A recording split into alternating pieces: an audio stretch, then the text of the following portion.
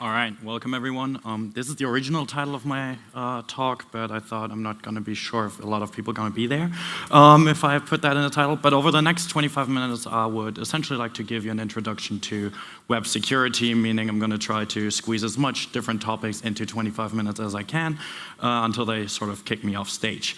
Quick introduction to myself. My name is Dominik.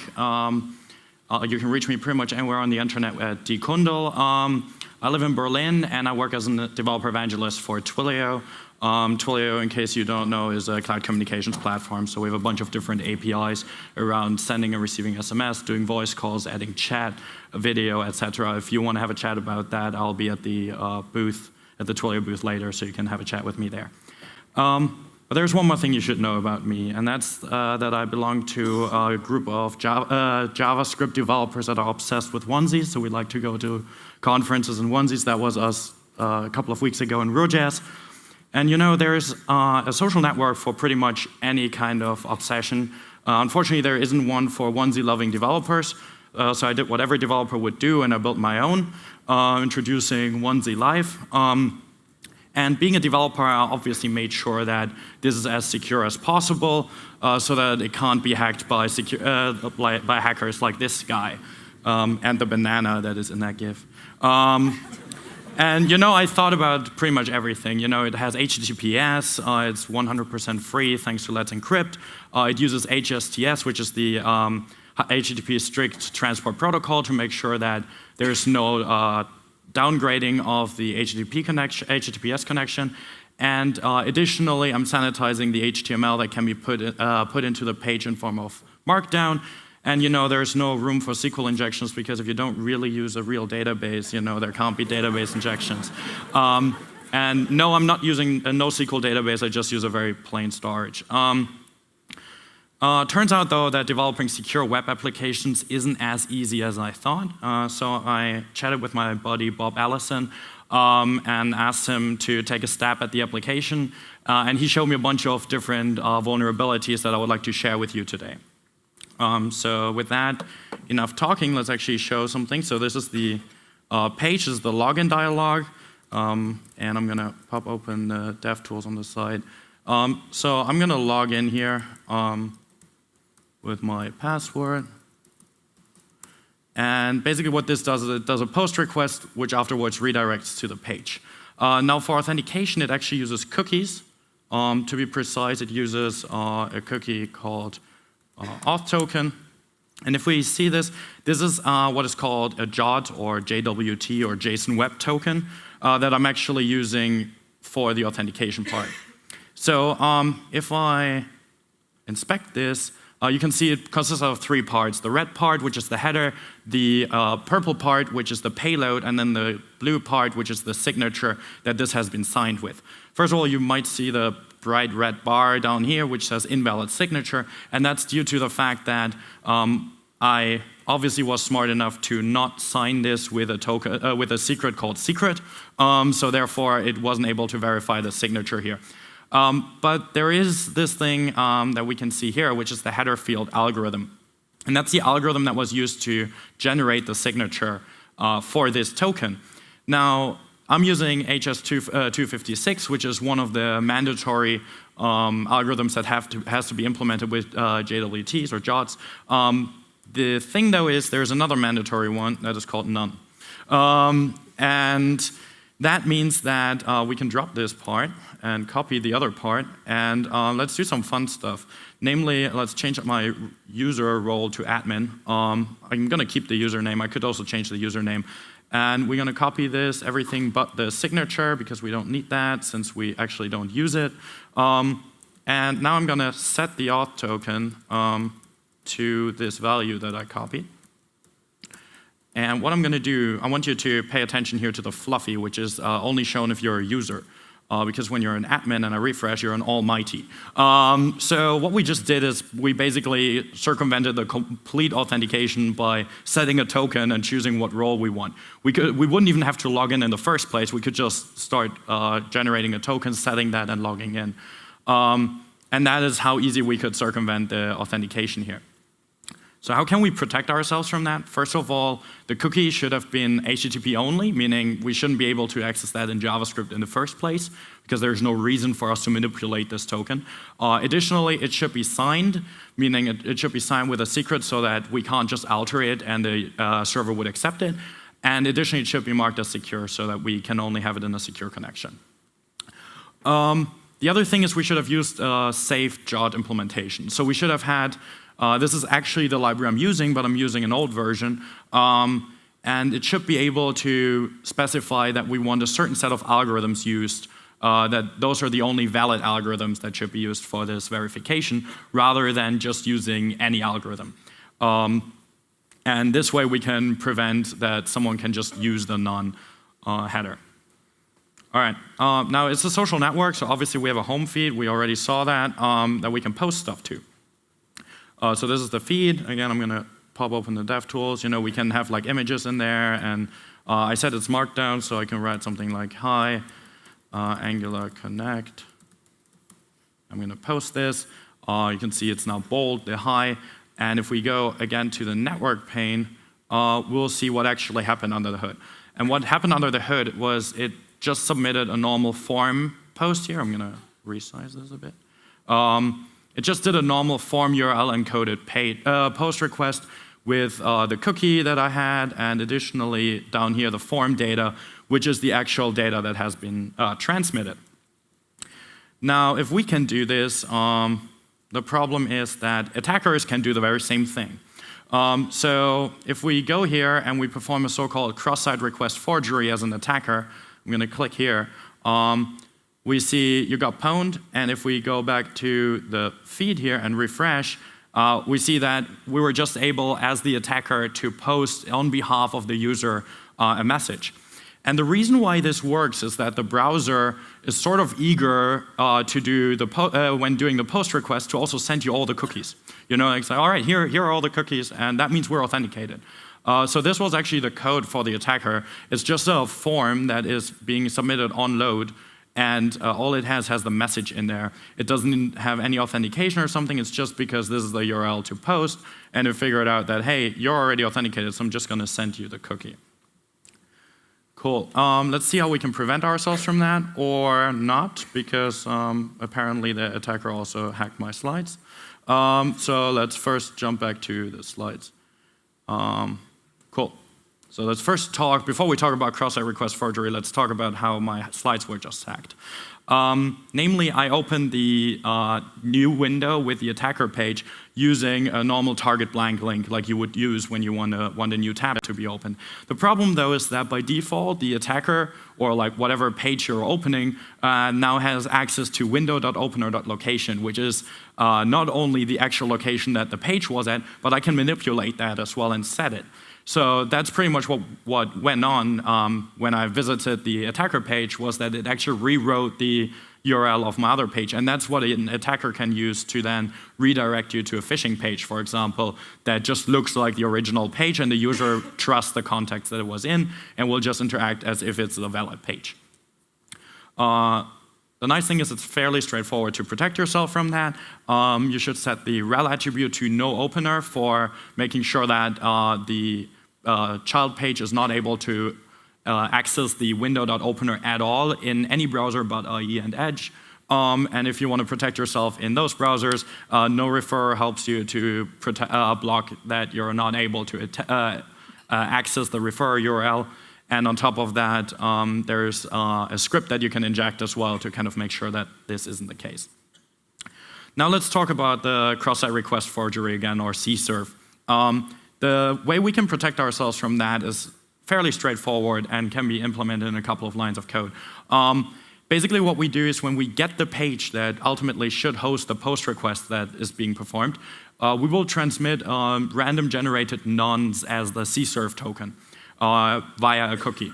And then on the page, when the page submits the form, it has to transfer this this value once as the cookie, and then either in the request body or in the query parameter or as an HTTP header. And the reason why this actually works and protects you from these attacks is that the attacker will be able to leverage the fact that the cookie is being sent by the browser by default, but they won't be able to access the value of this cookie and send it in one of the other fashions. So this way we can protect ourselves from that type of request. All right. Next up, let's talk about little Bobby Table's younger brother, the XSS attack. If you're not familiar with Little Bobby Tables, it's a comic from XKCD making fun of SQL injections by having a hacker family name their kid like a SQL injection and the school being upset because their student records have been dropped. And while most people sort of have SQL injections in their mind when they develop with a SQL database, a lot of people still don't take XSS as serious as they should because it can cause a lot of damage, and on top of that, it's not really easy and trivial to block. So this is the source code of one of the most famous XSS attacks. Can anyone guess what this one is? So this is the MySpace worm. Also known as Sammy worm because it was posting something like Sammy is awesome on everyone's feed and then friending Sammy. So that was also how they caught him. You know, like if you attach your handle, that's sort of difficult. But Sammy used a bunch of interesting tricks to circumvent the XSS protection that MySpace actually had.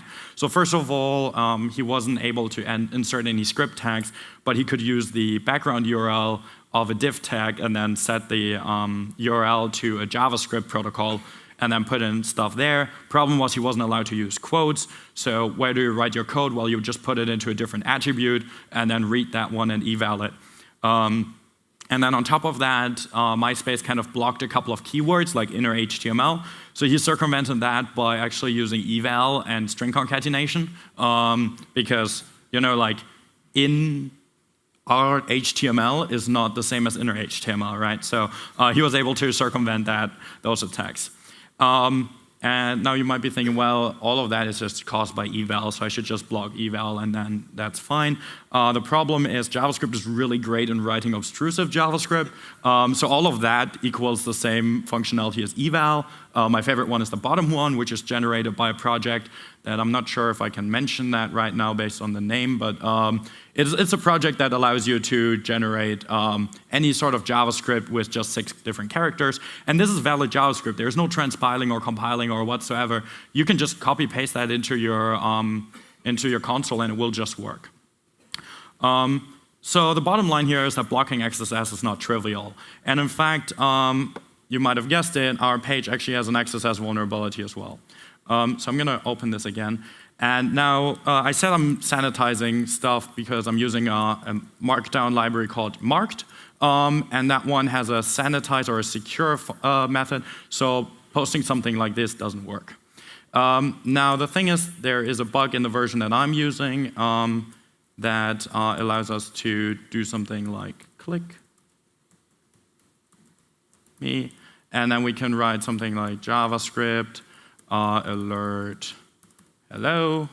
Now this by default won't work because the sanitizer is still smart enough to grab this and be like, no, that's not valid.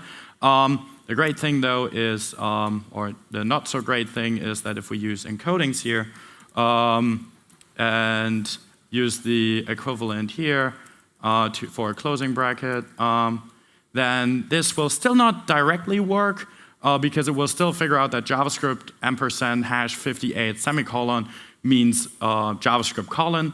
But there's this interesting feature that if I modify this to this, the browser will see this and be like, hey, you wrote #58, you forgot the semicolon, that's fine, I'll put it in for you. And that's a colon, and then the rest is just valid JavaScript, right? So if I click this, and we click this link, now we were able to access this attack. This has been fixed by the folks from Sneak, so this is not existing in the current version of Marked anymore. There is still a vulnerability around data URLs, though, so if you're using Marked, you might want to be aware of that. Cool. So bottom line here is encoding can be dangerous because there are a million ways now to write my code and not just one. So especially with considering quirkinesses like the one that I just showed you with the browser. Let's talk about another thing called JSONP. So JSONP, or JSON with padding, is a way for you to circumvent same origin policy. So if you're trying to grab data from a different domain dynamically or like asynchronously, then you would commonly use that. I think jQuery even actually had like a wrapper that allowed you to do that immediately. But what this does is it exposes a global function to the global function scope. In our case, we called that got post. That should be triggered when the data has been received. And then we insert a script tag dynamically that has a callback parameter where we name what the function should be, and then your JSONP endpoint will take the data and then wrap it into a function call with that name. And this is how we can then access that data, because when the browser receives the script, it will parse it and send that data. Now the problem is if you poorly implement that and you already have an XSS vulnerability like I do, now it's getting dangerous. So let's jump back into the page here. And the code that I need now is a bit longer. How many of you have attended the service worker talk earlier? So you all know how service workers work, right? So service workers are great because service workers allow you to write offline capable applications and do all sorts of stuff in the background while actually having the page not available.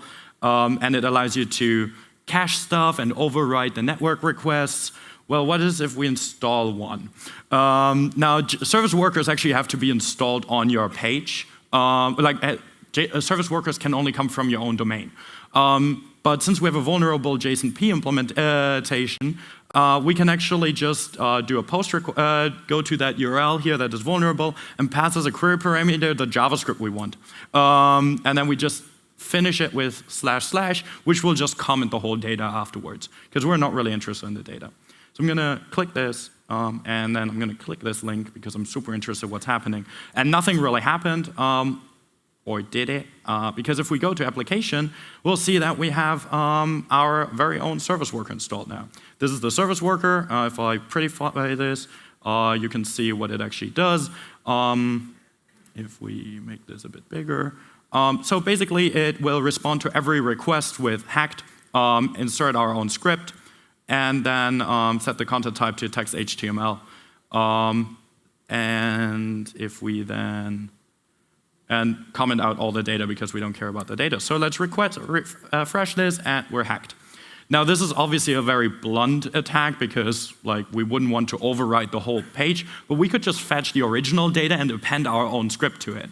And trying to detect that as a user is not that straightforward, right? Because how many people actually check which service workers you have installed? Because I recently clicked on this like beautiful thing here. Let's first unregister this. I recently clicked on this like show all, and it shows a bunch. So I'm not really sure if like a lot of people read the whole source code of that and what it actually does. So this can be a very dangerous attack that is sort of hard to recover because you would have to tell your users to go into Service Worker, then like uninstall that. That's not the most like reasonable thing that you request most users for your application unless they're programmers. Because I try to explain them, all right, open the dev tools. Cool. So luckily there is a hero in town that can protect us from some of these XSS attacks in your application, and that one is called Content Security Policy, and that one solves a bunch of our problems. So if I open this page, which basically is the same page, just that I'm inserting a bunch of security measurements here, and now we're clicking this link again, which should be alerting, but it doesn't, so I'm clicking. Doesn't do anything. And the reason is if we open the DevTools and go to console, we have a bunch of red messages here that say that the content security policy was violated. For example, the images are also not loaded anymore because I'm loading them from Twitter, and that's not a valid URL that I whitelisted. And it's trying to report that these were actually broken, these policies. So how does content security policy look like? It's just an HTTP header, or alternatively, you could transfer this as a meta tag if you don't have access to setting the HTTP headers yourself, and then you define a bunch of rules to play by. So default source is something that the browser will just fall back to if it can't match any of the other rules.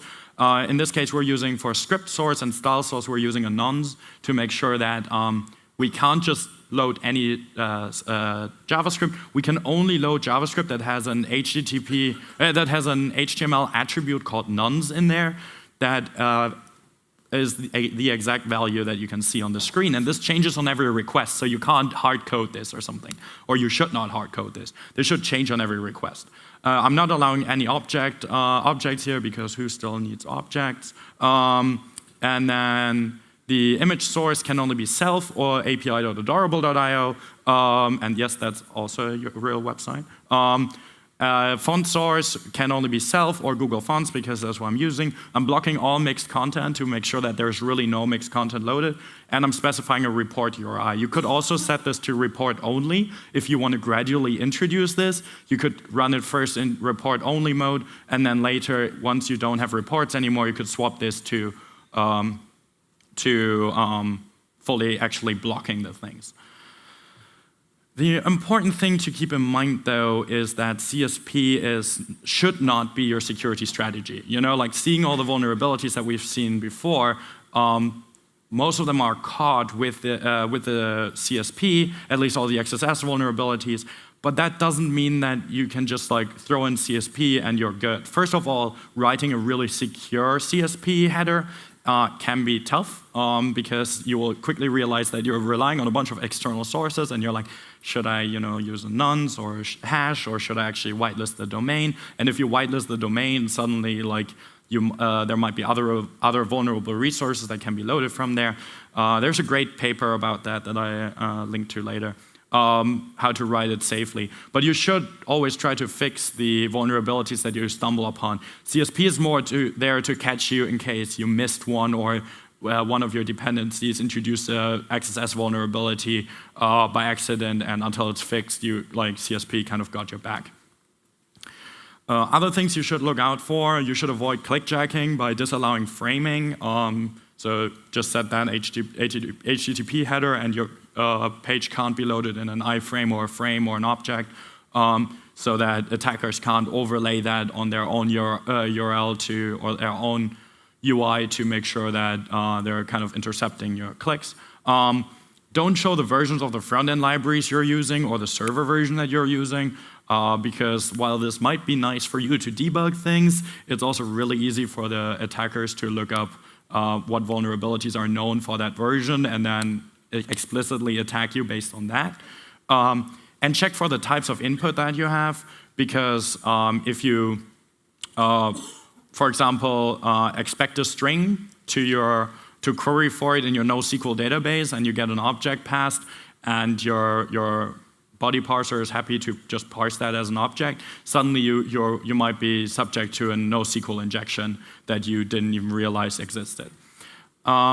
Other things you should do, there's so much around security. Like, this is by far not everything. So you should consider security audits, especially if it's a new code base that was never subject to a security audit, and especially if you don't have a security expert on your team. Hire someone externally to actually penetrate your application and figure out what's wrong with it. Additionally, stay up to date with the versions of dependencies that you're using. Greenkeeper is a useful tool for that. And there are tools like Sneak that allow you to monitor your dependencies for known vulnerabilities.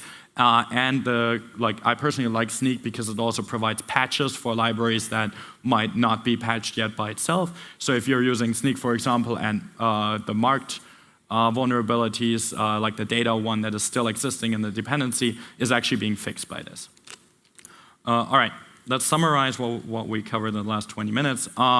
Use signed HTTP-only cookies rather than just sending your cookies bluntly. If you don't need to access it in JavaScript, there's no reason to make it accessible in JavaScript. Be skeptical of JOTs. Don't just bluntly accept whatever is being sent. Restrict them, make yourself familiar with them, read about them, rather than just being like, oh, that's great, I don't need to have a session storage anymore. Always remember no opener and no referrer. It's better to always have that and then remove it when you actually need to access window.opener for whatever reason than just having it, not having it and letting people kind of attack it. Use CSRF tokens whenever you have a request that can be modified, that can modify data or something like a post request. always use CSRF tokens. Blocking XSS is not trivial by all means, especially because encoding can be a pain. There's so many ways to express the same thing. Be careful of JSONP. Always make sure that you're regexing the callback name that you're sending, that it can only contain word characters and not random stuff. Use CSP as a safety net and stay up to date with both known vulnerabilities that come out as well as the libraries that you're using. If you want to check out the slides again, I put them up on this URL and I'm going to tweet about them in a second after the talk. The application that I showed is on this page, and there's documentation on every vulnerability that I showed. If you find any additional vulnerabilities, I'm happy to merge them into merge the documentation into it. Please just create a pull request or an issue or something, because I believe that security is about sharing what you know and learning from others, so that we're not doing the same mistake all over again. And with that, I would like to thank you all for your attention. I'll be around for the rest of the day. I think we have some office hours later if you want to drop by there, and else you can find me at the Twilio booth. And with that, thank you for your attention.